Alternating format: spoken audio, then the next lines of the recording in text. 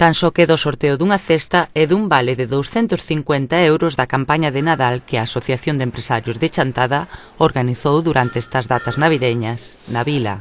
Unha campaña que se fixo por primeira vez no 2007. Como a anterior, a deste ano foi todo un éxito, na que participaron e foron premiados veciños de toda a comarca. E novamente tuvo unha gran acollida, quizás incluso millor que a do primeiro ano, porque bueno, a mellor puxoselle un pouquiño máis de traballo ao tema, porque xa fomos pulindo erros que a mellor se tuveran na primeira campaña, e lóxicamente saliu mellor. O público acolleu moi ben, as tendas eu creo que tamén, e nada, nese sentido contentos. No 15 cestas, os premios moi repartidos e 2 vales de 250 euros, nada mal. Sí, creemos que a campaña foi xenerosa e sí que é verdad que estuvo repartida, as cestas tocaron sempre a xente de todos os sitios, incluso xente de fora de Chantada.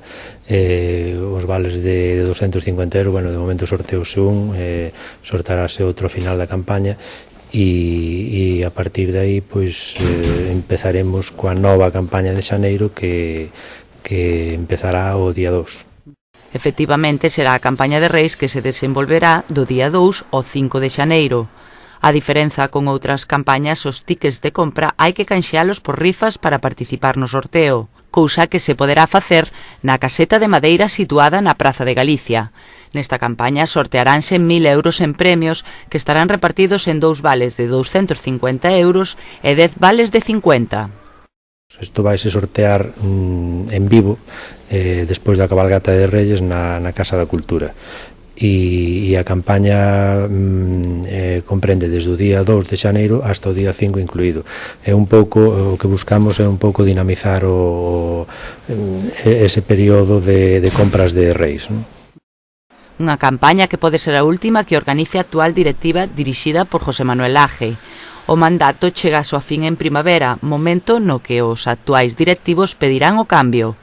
O que esperamos sería que houbera unha renovación completa. Nos cumplimos un ciclo, xa estuvemos 4 anos, creo que 4 anos é un tempo máis que suficiente para estar unha directiva. A directiva tal como está configurada ahora mesmo é seguro que non vai volver a repetir. A min gustaríame que me relevara outra persoa e lóxicamente pois unha directiva nova. Daqui ali pois pode pasar calquer cousa, xa veremos.